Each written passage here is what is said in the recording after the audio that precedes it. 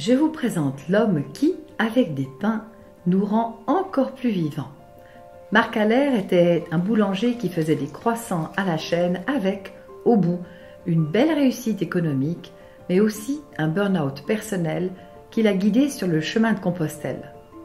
Après 3 mois de marche, il vit une profonde guérison, celle de ralentir et de prendre soin de lui-même et de son entourage. Sur le chemin de Saint-Jacques, j'ai acheté 500 grammes. J'ai pu le garder 6 jours, je le mangeais qu'à midi. Mais 6 jours, 500 grammes, ça m'a fait 90 grammes de pain à chaque pique-nique de midi. Et c'est ça qui m'a rallumé l'ampoule, alors que j'étais boulanger de métier depuis 25 ans.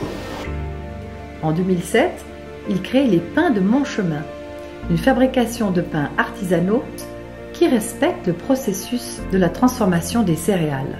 Mélangés à la main, nourris de levain naturel et cuits au four communal de l'Abergement, ces pains sont comme des prières. Ils nous exaucent et nous rendent meilleurs.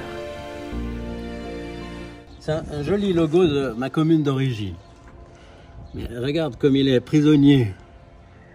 Il est prisonnier du noir. C'est un ami qui m'a dit un jour, il y a 5-6 ans, il m'a dit: Marc, il est super ton logo, mais enlève le noir.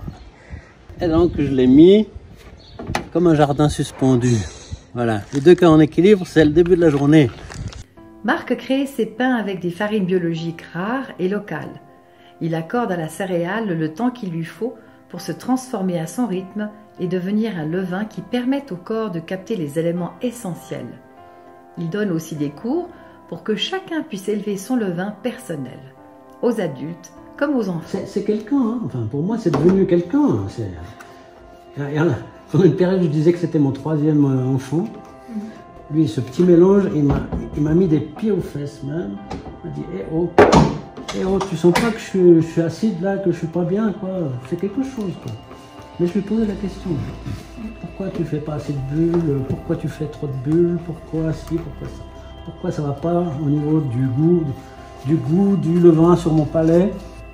Aujourd'hui, Marc Haller se ressource dans la nature, où il puise des nutriments pour le cœur et l'esprit, et de l'énergie vitale pour pétrir les précieuses pâtes qu'il traite comme ses enfants.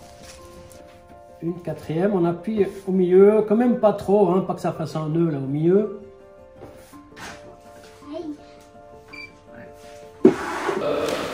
Il y a un super plafond et il y a un super écho.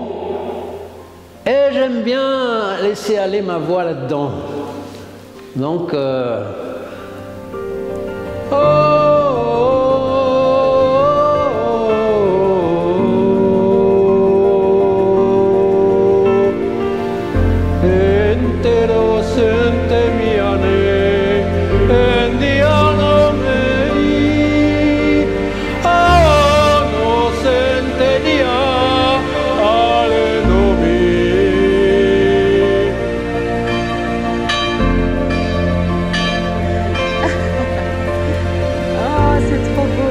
comme il bouge et comme il vibre et comme il vient redonner la vibration.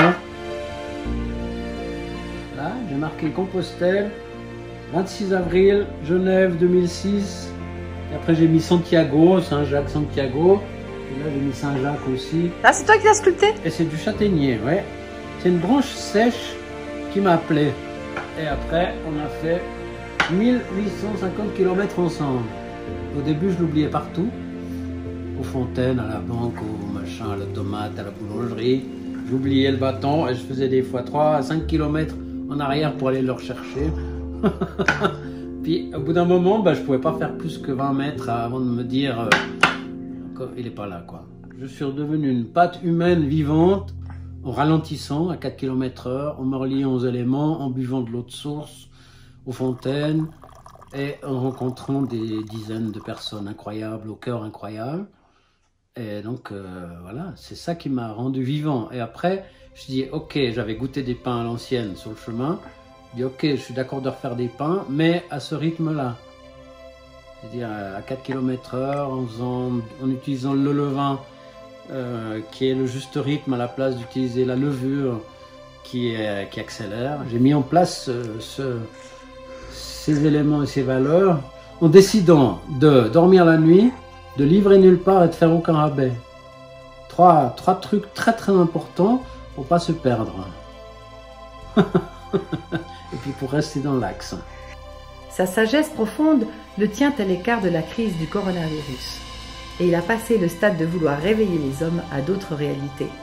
Mais il n'en pense pas moins. Le boulanger aux mains d'or n'a pas perdu son âme d'enfant. Son secret de la joie, c'est de se laisser émerveiller par des tout petits clins d'œil de l'existence. Le chant d'une fontaine, une fleur de pissenlit, l'écorce d'un arbre, des lettres gravées dans la pierre du Jura, et bien sûr, les fours à pain qu'il chérit comme le ventre d'une future mère. Marc Allaire a compris que chaque action accomplie avec amour permet la levée du blé glorieux de nos existences. La semence en conscience est le vrai capital de l'humanité.